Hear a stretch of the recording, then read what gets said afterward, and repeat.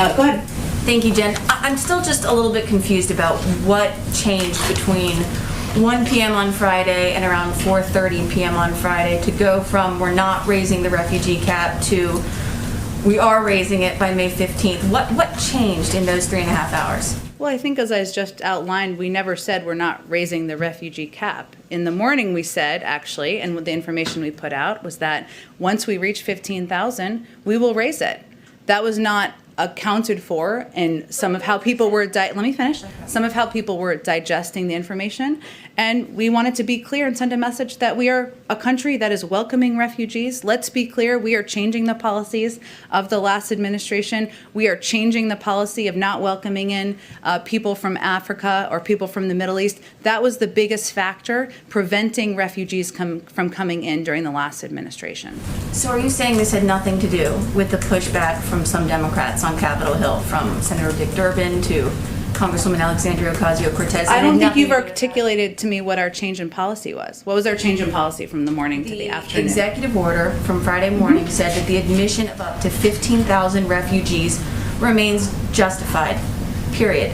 And yes, there was a caveat that you could raise that cap later, but I mean, it explicitly That's a pretty says that important right there. caveat, that when we reach 15,000, a subsequent presidential determination could be made. And again, the biggest challenge, because people weren't understanding what we were conveying to the public and weren't conveying what we were trying to project to countries around the world.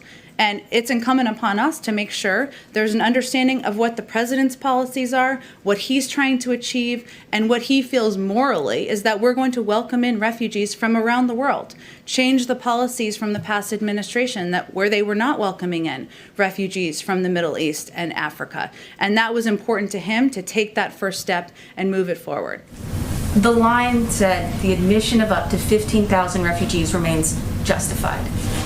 And Can you understand how some people would interpret that? Well, I think we all have the a way that we responsibility to provide all of the context. And so what I'm conveying is that we also included is reached that a subsequent presidential determination would be issued to increase admissions. And again, the battle is not the cap.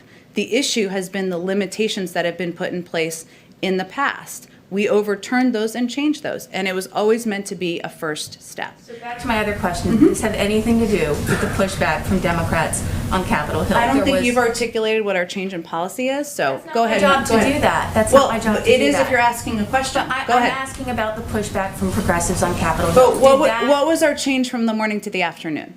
The change from the morning to the afternoon was that you explicitly said the admission of up to 15,000 refugees remains justified, and in the afternoon you said that the president would be raising the cap on or before May 15th. In the morning we also said that if 15,000 is reached, that a subsequent presidential determination would be issued to increase admissions. That was not clearly understood.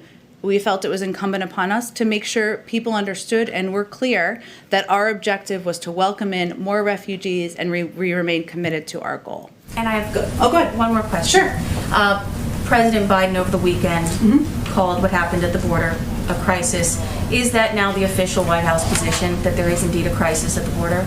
Well, let me first say that we have made some progress in moving children from out of Border Patrol facilities into shelters. Nearly 1,000 unaccompanied minors were transferred out of CBP facilities and into the care of Health and Human Services just this weekend. We still have a lot of work to do, but that is a step forward in our view. The president does not feel that children coming to our border seeking refuge from violence, economic hardships, and other dire circumstances is a crisis. He does feel that the crisis in Central America, the dire circumstances that many are fleeing from, that is a situation we need to spend our time, our effort on, and we need to address it if we're going to prevent more of an influx of migrants from coming in years to come. They're really showing themselves to do really well. Come on, man.